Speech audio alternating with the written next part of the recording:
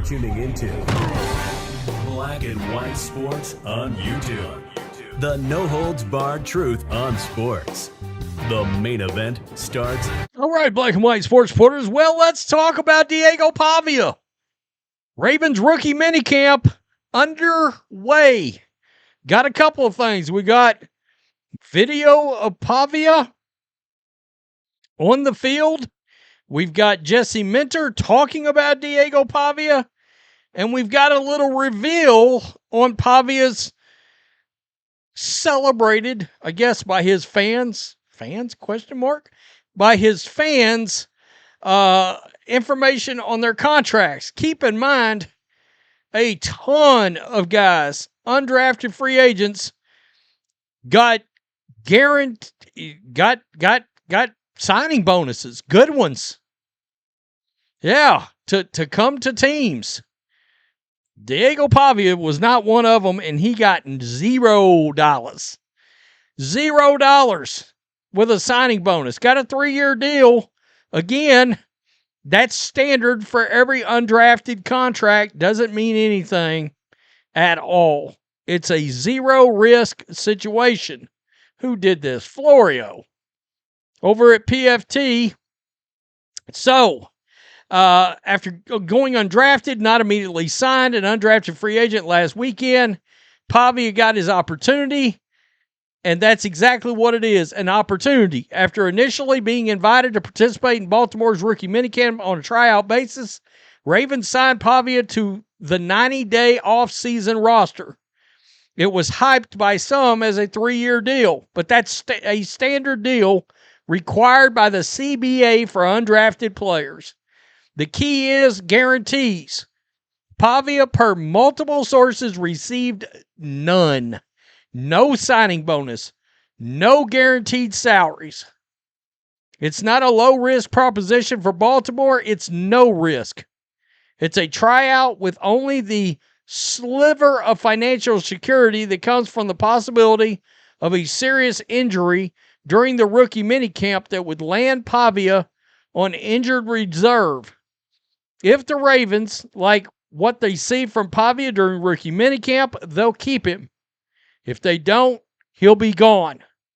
Regardless, Pavia has got an opportunity. Now it's up to him to make the most. So we come over here, Bussin' with the Boys posted this by way of Sam Cohen. And this is Pavia with bleach tips? Question mark? Okay. What? On the field. Look how short this guy is. 5'9" and 7/8. Okay. Let's look. Here we go. He's going to take a snap right here. Okay, and what? Why didn't he throw the ball? One more time.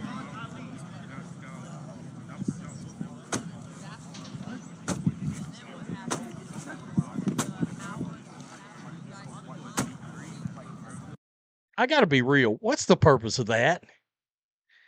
Like, what is the purpose of that? I don't get it.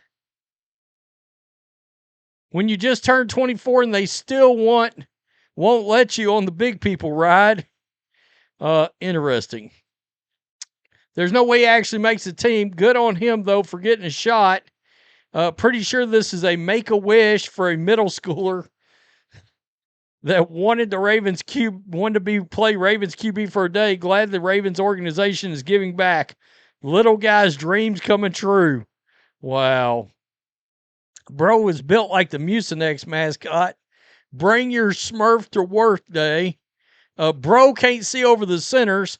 Look, we're laughing about can't see over the centers. To be honest with you, that's a real thing for these guys. Like, I mean, Russell Wilson is like, I think Russell's 6 foot tall, or real close, like 5'11" and 3/4 or some shit.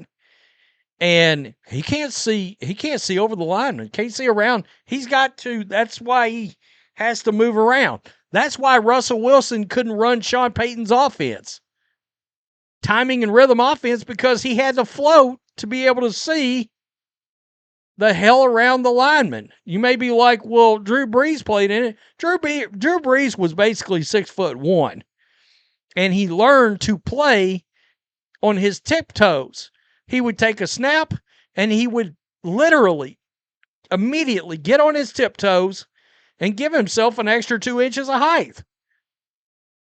I'm not sure a lot of people, I haven't brought that up lately. I used to bring it up quite a bit, but Drew Brees played on his tiptoes like a ballerina. I kid you not. That's a thing. Go look it up. It gave him an extra 2 inches of height. Ravens coach Jesse Minter on quarterback Diego Pavia. His foot is in the door. Now show us what you got. What you hope he brings to the table? Yeah, Diego, just like a lot of the undrafted free agent, trying to make his mark. And honestly, it's the first 2 days, so it's just so much learning, so much about just kind of getting acclimated to how we operate, getting acclimated, especially to a new offense for a quarterback's perspective. This guy, again, I know the program that he came from. I know a lot of people that worked with him. Kind of what I think he is as a person, really, really hard worker. I think he was helped elevate that program in the SEC, playing against really good competition. And so now he's in the door, and it's like, show us what you can do, let the chips fall where they may, and just like all the undrafted rookies, that's what I would say. Okay, so that, of course, is Jesse Minter. I haven't heard him talk just a lot, to be honest. I'm not going to hammer the guy too hard. You guys know I'm a huge Jim Harbaugh's my favorite coach. I'm a Michigan fan. Jesse Minter is directly off the Jim Harbaugh tree. And, of course, was in Michigan, was the Chargers. And I like John Harbaugh a lot. I don't know about this. He kind of feels like the next young thing that we're hoping is going to be the next Sean McVay kind of guy. And I'm wondering, would he have been better off with another 5 years as a coordinator, maybe? I don't know. There's just something about him. He may turn out to be great. I mean, it seems to be a really good organization, and maybe he'll work out. I like Jesse Minter a lot. I don't know. This is not even about Minter, but it's sort of some alarm bells going off for me on that one. I don't know. Feels a little coordinator guy-ish, like maybe that's just some guys are great coordinator. Josh McDaniels is one I think of immediately. Brandon Staley, coordinator guy. We'll see. I could be wrong on this one. I will admit I could be wrong on this one. Right? Just feels a little different. Now back to Pavia. No guaranteed money. I mean, they'll have to invite him back if they want him. I would assume we will get more video, maybe, if it's allowed.